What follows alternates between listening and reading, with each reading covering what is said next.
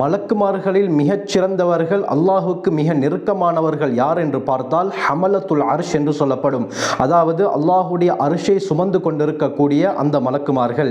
இவர்களுடைய தன்மைகள் என்ன, குர்ஆன் ஹதீஸ் இவர்களை பற்றி என்ன கூறுகிறது, இவர்கள் எத்தனை பேர் அல்லாஹுடைய அர்ஷை சுமந்து கொண்டிருக்கிறார்கள், இவர்களுடைய சைஸ் என்ன என்ற எல்லா விடயத்தையும் தெளிவாக இந்த பதிவிலே நாங்கள் பார்ப்போம்.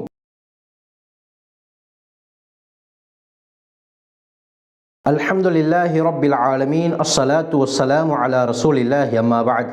கண்ணியத்திற்குரிய இறைவனின் நல்லடியார்களே, அல்லாஹ்வின் சாந்தியும் சமாதானமும் என்றென்றும் நம் அனைவர் மீதும் உண்டாவதாக.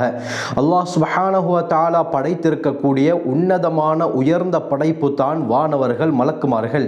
இந்த மலக்குமார்களிலும் மிகச் சிறந்தவர்கள் யார் என்று பார்த்தால் அவர்களுக்கு ஹமலத்துல் அர்ஷ் என்று சொல்லப்படும். அதாவது அர்ஷை சுமக்கக்கூடிய மலக்குமார்கள். அல்லாஹுடைய அர்ஷுக்கு நெருக்கமாக இருப்பதின் காரணமாக இவர்கள் மலக்குமார்களில் மிகச் சிறந்தவர்கள் என்பதாகவும் அல்லாஹுக்கு மிக நெருக்கமானவர்கள் என்பதாகவும் சொல்லப்படுகிறது.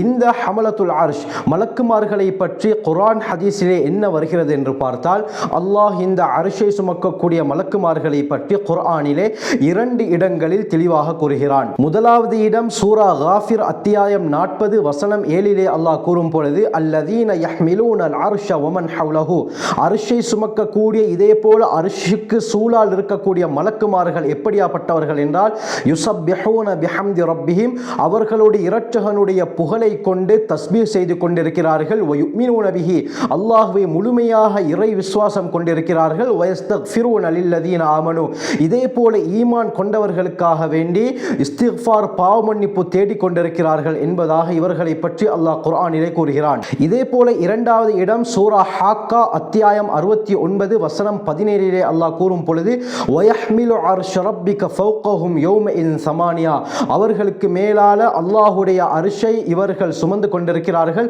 அந்த நாளிலே, அதாவது மறுமையுடைய நாளிலே அவர்கள் 8 பேராக இருப்பார்கள் என்று இவர்களுடைய எண்ணிக்கையையும் அல்லாஹ் சுப்ஹானஹு வ தஆலா குர்ஆனிலே கூறுகிறார். அருமையானவர்களே, இந்த ஆயத்துக்கு கீழால இமாம் ஹாஸின் ரஹ்மத்துல்லாஹி அலைஹி அவர்கள் கூறுகிறார்கள், இதே போல் அப்துல்லா பின் அப்பாஸ் ரலியல்லாஹு அன்ஹு அவர்களுடைய கருத்தும் வருகிறது. என்னவென்று சொன்னால், தற்பொழுது அல்லாஹுடைய அர்ஷை சுமக்கக்கூடிய மலக்குமார்கள் 4 பேர் இருக்கிறார்கள். மறுமையுடைய நாளிலே அந்த 4 8ஆக மாறும் என்று கூறுகிறார்கள். அதாவது தற்பொழுது 4 பேர், மறுமையுடைய நாளிலே அல்லாஹுடைய அர்ஷை 8 பேர் சுமப்பார்கள் என்பதாக சொல்லப்படுகிறது. இந்த தற்பொழுது அர்ஷை சுமந்து கொண்டிருக்கக்கூடிய மலக்குமார்களில் மிக முக்கியமான ஒருத்தர் தான் சூருக்கு பொறுப்பான மலக்கு இஸ்ராஃபில் அலைஹிஸ்ஸலாம் அவர்கள். வஹுவ அஹது ஹமலத்தில் அர்ஷ், இந்த இஸ்ராஃபில் அலைஹிஸ்ஸலாம் அர்ஷை சுமக்கக்கூடிய மலக்குகளில் ஒருவர் என்பதாக இப்னு கஸீர் ரஹ்மத்துல்லாஹி அலைஹி அவர்கள் அல்பிதாயா வன்னிஹாயாவில் தெளிவாக குறிப்பிட்டிருக்கிறார்கள். ஆக குர்ஆனிலே 2 இடங்களில் இவர்களை பற்றி வருகிறது. சூரா ஹாக்காவிலே மறுமையுடைய நாளில் இவர்கள் எத்தனை பேர் இருப்பார்கள் என்பதை அல்லாஹ் தெளிவாக குறிப்பிட்டிருக்கிறான். இதே போல ஹதீஸ்களில் ஹமலத்துல் அர்ஷ், அர்ஷை சுமக்கக்கூடிய மலக்குகளை பற்றி ஸல்லல்லாஹு அலைஹி வஸல்லம் அவர்கள் என்ன சொல்லியிருக்கிறார்கள் என்று பார்த்தால், அபூதாவுதுடைய 4727வது ரிவாயத் ஜாபிர் பின் அப்துல்லா ரலியல்லாஹு அன்ஹு அறிவிக்கிறாங்க. இந்த ஹதீஸை இமாம் அல்பானி ரஹ்மத்துல்லாஹி அலைஹி ஸஹீஹ் என்பதாகவும் கூறுகிறார்கள். ஹஜ்ரத் ஸல்லல்லாஹு அலைஹி வஸல்லம் சொன்னார்கள், உஸினலி அன் உஹத்திஸ அன் மலக்கின் மின் ஹமலத்தில் அர்ஷ், அர்ஷை சுமக்கக்கூடிய மலக்குகளில் ஒருவரிடத்திலே நான் பேசுவதற்கு எனக்கு அனுமதி அளிக்கப்பட்டது. சொல்லிவிட்டு தொடர்ந்து ஸல்லல்லாஹு அலைஹி வஸல்லம் சொன்னார்கள், அன்னமா பைன ஷஹ்மதி உஸ்னிஹி இலா ஆத்திகிஹி, அவருடைய இந்த காது சோனையிலிருந்து அவருடைய தோள்பட்டை ஷோல்டர் வரை இருக்கக்கூடிய பகுதி எவ்வளவு விசாலமானது என்று சொன்னால் 700 வருடங்கள் நடந்து போகக்கூடிய தூரம் என்பதாக ஸல்லல்லாஹு அலைஹி வஸல்லம் சொன்னார்கள். அருமையானவர்களே, நம்முடைய காது சோனைக்கும் இந்த தோள்பட்டைக்கும் எவ்வளவு இடைவெளித்தான் இருக்கிறது? மிக குறைவான அளவு தான். ஆனால் அந்த அர்ஷை சுமக்கக்கூடிய மலக்குமார்களுடைய பிரமாண்ட உருவத்தை பற்றி நபி அவர்கள் சொல்லும் பொழுது, இந்த காதுடைய சோனையிலிருந்து அவர்களுடைய ஷோல்டர் வரை இருக்கக்கூடிய தூரம் 700 வருடங்கள் நடந்து போகக்கூடிய தூரம் என்று ஸல்லல்லாஹு அலைஹி வஸல்லம் சொன்னார்கள். தஃப்சீருல் ஹாஸின்ல வருது, அப்துல்லா பின் அப்பாஸ் ரலியல்லாஹு அன்ஹு அவர்கள் சொல்றாங்க, அந்த ஹமலத்துல் அர்ஷ், அர்ஷை சுமக்கக்கூடிய மலக்குமார்களில் ஒருவருடைய கரண்டை காலில் இருந்து அவருடைய கால் பாதத்துடைய அடிப்பகுதி வரை இருக்கக்கூடிய அந்த பகுதியின் இடைவெளி எவ்வளவு தெரியுமா? 500 வருடங்கள் நடந்து போகக்கூடிய தூரம் என்று இப்னு அப்பாஸ் ரலியல்லாஹு அன்ஹு அவர்கள் கூறுகிறார்கள்.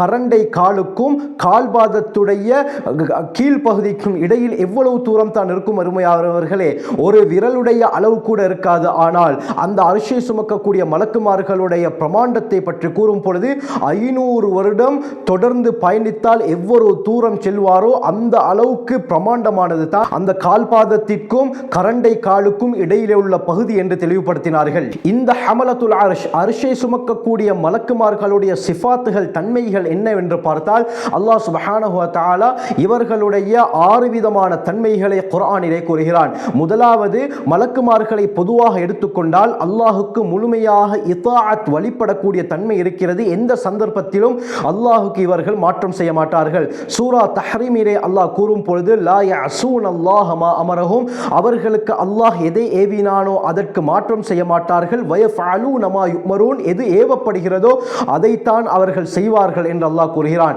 இதே போல சூரா அம்பியாவிலே கூறும் பொழுது யுஸப்பிஹூன லைல வன்னஹார லா யஃப்துரூன், சடைவில்லாமல் தொடர்ந்து இரவு பகலாக அல்லாஹ்வை தஸ்பீஹ் செய்து கொண்டிருக்கிறார்கள் என்பதாக அல்லாஹ் இவர்களை பற்றி கூறுகிறான். இதே போல சூரா காஃபிர் அத்தியாயம் 40 வசனம் 7 இவர்களுடைய 5 தன்மைகளை பற்றி அல்லாஹ் கூறுகிறான்.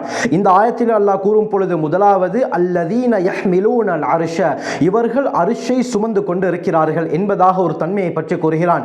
அதற்கு பிறகு அல்லாஹ் கூறும் பொழுது யுஸப்பிஹூன பிஹம்தி ரப்பிஹிம், அல்லாஹ்வுடைய புகழை கொண்டு இவர்கள் தஸ்பீஹ் செய்து கொண்டிருக்கிறார்கள் என்பதாக அல்லாஹ் கூறுகிறான். நான் சொன்ன பிரகாரம் சூரா அம்பியாவுடைய ஆயத்தில் யுஸப்பிஹூனல் லைல வன்னஹார லா யஃப்துரூன், சடைவில்லாமல் இரவு பகலாக அல்லாஹ்வை இவர்கள் தொடர்ந்து தஸ்பீஹ் செய்து கொண்டிருக்கிறார்கள் என்பதாக அல்லாஹ் மலக்குகளை பற்றி கூறுகிறான். எனவே இவர்கள் அல்லாஹ்வை புகழ்ந்து கொண்டு தான் இருப்பார்கள். அல்லாமா ஷஹ்ரி இப்னு ஹவ்ஷிப் ரஹ்மத்துல்லாஹி அலைஹி அவர்கள் இவர்கள் எப்படி அல்லாஹ்வை புகழ்வார்கள் என்று தஃப்சீருல் ஹாஸினிலே குறிப்பிடும் பொழுது இந்த ஹமலத்துல் அர்ஷுடைய 4 மலக்குகள் சுப்ஹானக்கல்லாஹும்ம வ பிஹம்திக லக்கல் ஹம்து அலா ஹில்மிக பஅத இல்மிக என்று கூறுகிறார்கள்.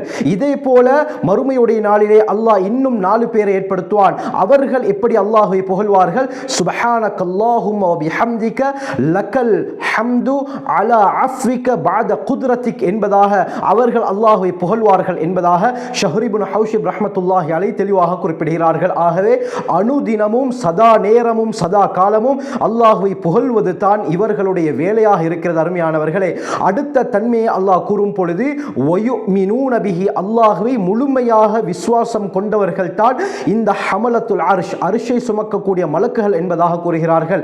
அதே போல அடுத்த தன்மை அல்லாஹ் கூறுகிறான் வயஸ்தக்ஃபிரூன லில்லதீன ஆமனு, ஈமான் கொண்டவர்களுக்காக வேண்டி இவர்கள் பாவ மன்னிப்பு தேடிக்கொண்டிருக்கிறார்கள். 6வது இவர்களுடைய தன்மை தான் இவர்கள் முஃமின்களுக்காக வேண்டி துஆவும் செய்து கொண்டிருக்கிறார்கள். அவர்கள் என்ன துஆ செய்கிறார்கள் அதையும் அல்லாஹ் சூரா காஃபிரிலே கூறுகிறான்.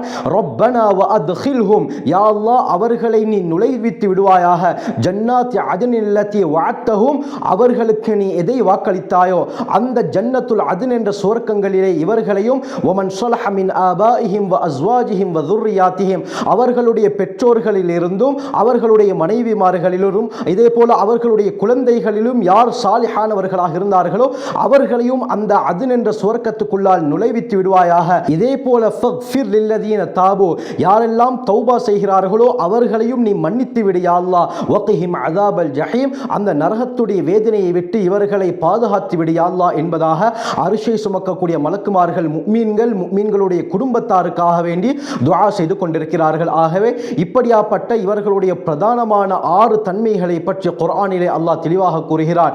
ஆக அர்ஷை சுமக்கக்கூடிய மலக்குமார்கள் தற்பொழுது 4 பேர் இருக்கிறார்கள். மறுமையுடைய நாளிலே 4 பேர் 8 பேராக மாறுவார்கள். அதே சூரா ஹாக்காவுடைய ஆயத் தெளிவாக குறிப்பிடுகிறது.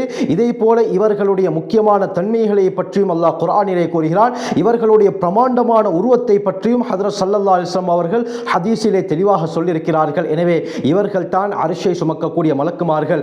ஆகவே இப்படியாப்பட்ட முக்கியமான விடயங்களை அறிந்து அல்லாஹ்வுடைய நெருக்கத்தை பெறக்கூடிய கூட்டத்திலே அல்லாஹ் நம் அனைவரையும் சேர்த்தருள்வானாக. ஜஸாக்குமுல்லாஹு கைர். வாஹிரு தஅவானா அல்ஹம்துலில்லாஹி ரப்பில் ஆலமீன்.